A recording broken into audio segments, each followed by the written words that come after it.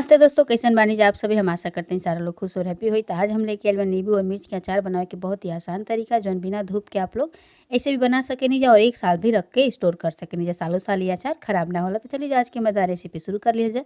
एकरा बनावे खातिर हमनी के जे नींबू ले लेबनी जा, नींबू के हमनी के पहले ही से काट ले बनी, छोटा-छोटा पीसेस कर ले बनी, आप लोग देख सकेनी जा। यही तरीके से आप लोग भी नींबू के काट लेब जा। मिर्च ले बनी, मिर्च के भी बीच से हम फाड़ ले बनी, आप लोग देख सकेनी जा। आप लोग अपना पसंद अनुसार मिर्च के काट लेब जा, जैसे आप लोग के शेप रखल चाहतनी ओकरा हिसाब से, जैसे छोटा-छोटा भी पीसेस कर सकेनी जा, मतलब कि जौन भी पसंद होके ओ हिसाब से नींबू और मिर्च के आप लोग काट लेब जा। अब चलिए जा आप लोग के हम मसाला दिखा देतनी कि एकरा खातिर हम कौन-कौन मसाला ले ले बनी। तो सबसे पहले हम जीरा ले ले बनी, सौंफ ले ले बनी, अजवाइन मंगरैल ले ले बनी, थोड़ा-सा हींग ले ले बनी, थोड़ा-सा मेथी ले ले बनी और थोड़ा-सा काला सरसों ले ले बनी। आप लोग देख सकेनी जा। आप चाहे तो सरसों की जगह पे, मतलब काला सरसों की जगह पे पीला वाला सरसों भी ले सकेनी जा। अगर आप घर के मसाला नहीं खरीदली चाहे तो मार्केट भी मसाला मिलेला, आप लोग चाहे तो मसाला मार्केट से भी खरीद के ले सकेनी जा। बहुत ईजी होला, आप लोग के कहीं भी मिल जाई। तो सबसे पहले का कइल जी फ्रेंड्स कि कढ़ाई गरम कर लिहल जी। तो हमें जो पहले से कढ़ाई गरम कर लेल बनी, जीरा डाल दिहल जी, मेथी डाल दिहल जी। अब बढ़िया से पलटा की मदद से चला-चला के भून लिहल जी और तेज आँच पे ना भूनल जी, धीमा आँच पे ही भूनल जी, नहीं तो मसाला जल जी और फिर जो ना अचार के टेस्ट बा खराब हो जी फ्रेंड्स। तो ये वजह से आप लोग धीमा आँच पे बढ़िया से मसाला के भून लेब जा। एक बीच-बीच में ऐसे चलावत रहब जा। अब हमने के जे थोड़ा-सा सौंफ डाल दिहल जी, अब अजवाइन और मंगरैल डाल दिहल जी, एहू के चला के 10 से 15 मिनट धीमा आँच पे बढ़िया से भून लिहल जी। जब मसाला बढ़िया से भुना जाई ना, तो एमे से बढ़िया से खुशबू आवे लगी और आप लोग के समझ आ जाई कि मसाला हमने के भुना चुकल बा। और जौन मसाला बा ई तड़के लागेला, जब मसाला अच्छा तरीके से भुना जाला ना तो तड़के लागेला। तो समझ जाइए कि हमने के मसाला भुना के रेडी हो चुकल बा। तब एजा आँच के तेज़ी करे के बा, मतलब कि ज़्यादा तेज़ नाही, नॉर्मल ही करे के बा, ना ही ज़्यादा तेज़ रखे के बा, ना ही ज़्यादा ठंडा, मतलब कि नॉर्मल रखे के बाटे। तो आप लोग देख सकेनी जा हमने के जौन अचार के मसाला बा बढ़िया से भुना गइल बा और बढ़िया से सोना-सोना खुशबू भी आवता एमे से फ्रेंड्स।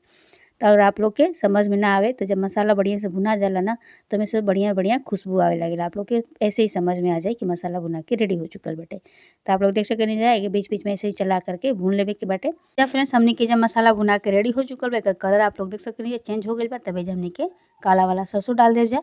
आप लोग चाहे तो पीला वाला सरसों भी ले सकेनी जा। सरसों के हमने के ज़्यादा नइखे भुने के, बस हल्का-हल्का भुने के बा। तब एजा का कइल जी कि हमने के गैस के ऑफ कर दिहल जी। काहे कि ज़्यादा अगर सरसों भुना जाई तो फिर जौन अचार के टेस्ट बा ना बिगड़ जाई। तो ए वजह से आप लोग हल्का ही भुनब जा। अब मिक्सी जार लिहल जी, मिक्सी जार में सारा मसाला के ट्रांसफर कर लिहल जी। मसाला जब ठंडा हो जाए तब एमे डाल लेब जा, थोड़ा-सा दरदरा एकरा के पीस लेब जा। ज़्यादा महीन नइखे करे के मसाला के। तो ये देखिए जब बढ़िया से हम दरदरा सा मसाला के पीस लेले बानी। अब वही कढ़ाई में का कइल जी कि सारा नींबू और मिर्च निकाल लिहल जाई।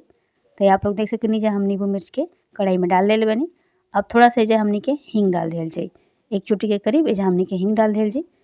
शिमला मिर्च पाउडर डाल दिहल जी, जीरा और अजवाइन मंगरैल डाल दिहल जी। अब एजा का कइल जी हल्दी डाल दिहल जी, नमक डाल दिहल जी। नमक कुछ ज़्यादा ही डालल जाला अचार में। तो आप लोग देख सकेनी जा एजा हम नमक और मिर्च और अजवाइन मंगरैल के सबसे बढ़िया से मिक्स कर लिहल जाई। अब एजा का कइल जी कि जौन हमनी के अचार पीस के रखले रहनी जा, मतलब कि मसाला, ओकरा के कढ़ाई में डाल दिहल जी और बढ़िया से चला दिहल जी और चला के बढ़िया से आपस में मसाला के मिक्स कर लिहल जी। चम्मच की मदद से चाहे हाथ से भी बढ़िया से आप लोग कर सकेनी जा। तो जौन आपके ईज़ी लगे ओकरा अनुसार आप लोग कर लेब जा। अब एजा का कइल जी कि नमक थोड़ा और डाल दिहल जी, काहे कि नमक थोड़ा ज़्यादा ही पड़ेला अचार में। काहे कि नींबू के अचार ह त एमे थोड़ा नमक के ज़रूरत होला। आप लोग चाहे तो थोड़ा-सा एमे विनेगर भी डाल सकेनी जा अगर पसंद होखे त। बिना अगर आप लोग तेल के अचार बनावल चाहतनी जा त विनेगर भी डाल सकेनी जा। आप लोग देख सकेनी जा हम सारा मसाला के बढ़िया से मिक्स कर लेले बानी फ्रेंड्स। यही तरीके से आप लोग में मिक्स कर लेब जा। ये देखिए कितना बढ़िया से मिक्स हो गइल बा। चारों तरफ से एकरा के घुमा-घुमा के बढ़िया से मिक्स कर लेबे के बा। एजा हम गरम करके पहले ही से तेल के रखले रहनी जौन कि सरसों तेल हटे।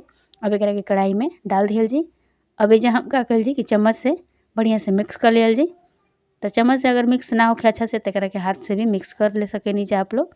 तो अभी हम कुछ देर में आप लोग के हाथ से भी मिक्स करके दिखाई। तो ये देखिए चम्मच से पहले मिला लिहल जा बढ़िया से, चारों तरफ से मसाला जब मिल जाए ना, तो आप लोग देख सकेनी जा कितना बढ़िया कलर भी आवे लागेला। तो अपना अनुसार में थोड़ा-सा सौंफ भी अलग से डाल सकेनी जा अगर आप लोग के पसंद होखे त, अगर ना होखे त स्किप कर सकेनी जा। तो आप लोग देख सकेनी जा हमनी के बढ़िया से मिला लेले बानी। ये तरीके से मिला लिहल जी। तब एजा हमनी के अचार जौन बा बन के रेडी हो चुकल बा फ्रेंड्स। बहुत ही टेस्टी और बहुत ही यम्मी बनल बाटे। तो चलिए थोड़ा-सा और एकरा के मिक्स कर दिहल जाए।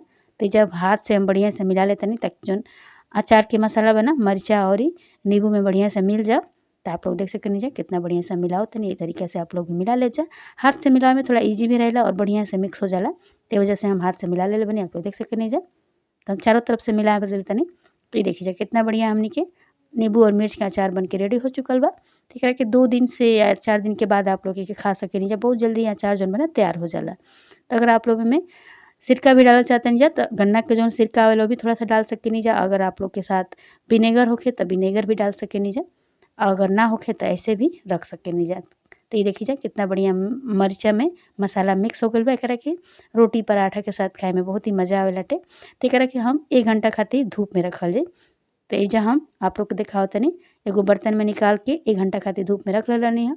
ये देखी जा नीजा हमनी के अचार एकदम नींबू मिर्च के तैयार हो चुकल बा रोटी पराठा के साथ खाए खातिर। तो 2 दिन के बाद ही खाए लायक हो जाला। तो आप लोग देख सकेनी जा फ्रेंड्स कितना बढ़िया हमनी के अचार बन के रेडी हो चुकल बा। बहुत ही बढ़िया कलर भी आइल बाटे। एकदम के ठेला पे जैसे मिलेला अचार ना बेचे वाला बेचेला स ओही हिसाब से हमनी के अचार बन के रेडी हो चुकल बा। तो एकरा के आप लोग कोनो बर्तन में रख सकेनी जा, जौन की काँच के बर्तन आवेला ना ओमे भी रख सकेनी जा, चाहे तो प्लास्टिक के डब्बा में भी रख सकेनी जा। और 1 हफ्ता के बाद भी एकरा के बढ़िया से आप लोग खा सकेनी जा। तो अगर आज की हमारी रेसिपी आप लोग के पसंद आई तो लाइक शेयर सब्सक्राइब जरूर कर देव जा। और चैनल पे पहली बार आइल बन जाए तो प्लीज़ हमारे चैनल के सब्सक्राइब कर लेव जा, ताकि हमरा अगला वीडियो के नोटिफिकेशन आपके सबसे पहले मिले। तो देखिए जा कितना बढ़िया हमनी के अचार बन के रेडी हो चुकल बा फ्रेंड्स। तब तक खातिर बाय बाय। फिर मिलल जी काल एक नया रेसिपी के साथ। Thank you so much friends हमारे वीडियो